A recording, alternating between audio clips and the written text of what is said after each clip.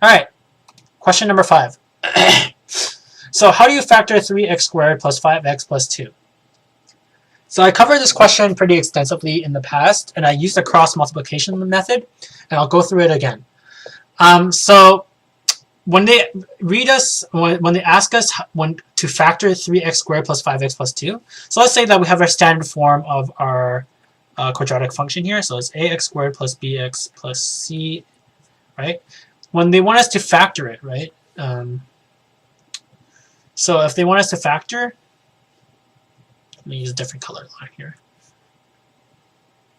So factor means that we want to reduce it to this form, okay? And this form is coefficient dx minus,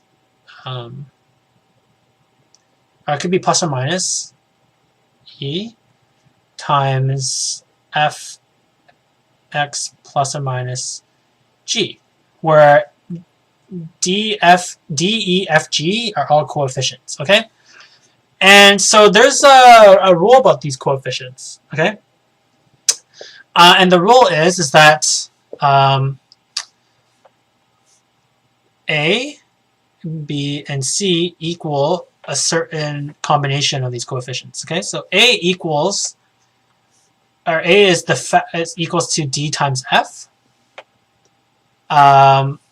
C is equal to E times G, and B is equal to the sum of these two products. So D times F plus E times G. Okay, so this is basically the cross multiplication rule, or this is how I like to describe it. And this is a more, I guess, general format of how to describe it. Okay, so A is broken down to its factors of D and F. C is broken down to its factors of E and G. And B is the sum of the factors D times F plus E times G. All right. So we need to find a certain factors of A and a certain factors of C so that we get our middle coefficient of B. Okay. So let's go to our general example here. All right. So we have 3x squared plus 5x plus 2.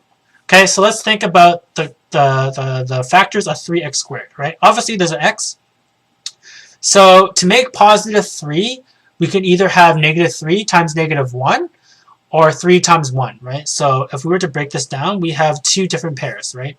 I'm going to write down all the pairs today. So we have negative 1 times negative 3 or 3 times 1.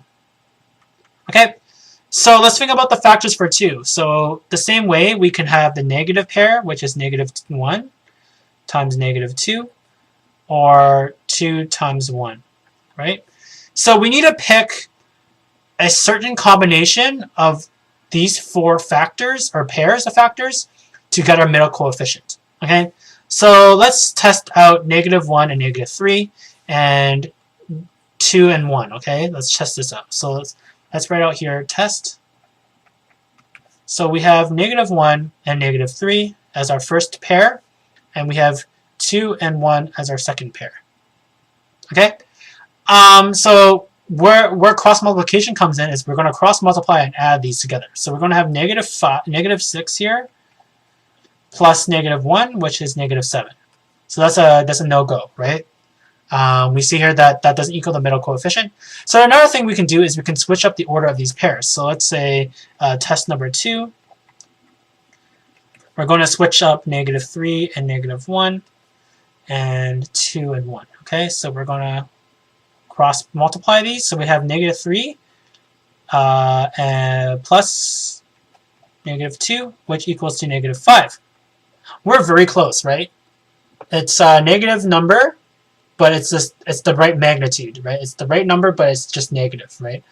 So now we need to rethink this, right? So we have the correct ordering, right? But we might not have the right pair. So let's say, okay, let's test 3. Let's choose instead 3 and 1 and do the same ordering, okay? So test 3. We're going to write 3 and 1 here and 2 and 1. So we're going to cross multiply, bam and bam, and we get 3 plus 2 equals to 5. Nice. We have found our middle coefficient and we have found our factors which is this and this. And now we can write it out, now that we have found the factors, as 3x plus 2 and x plus 1 as our irreducible factors of our quadratic function.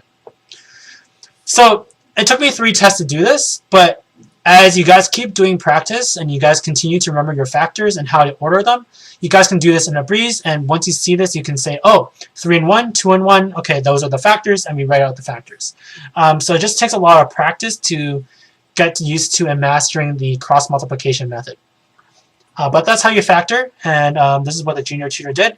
This is a very nice and elegant example and description, so, and the solution is correct, so this is good. The solution and description actually it is correct. Cool. All right, let's move on to question number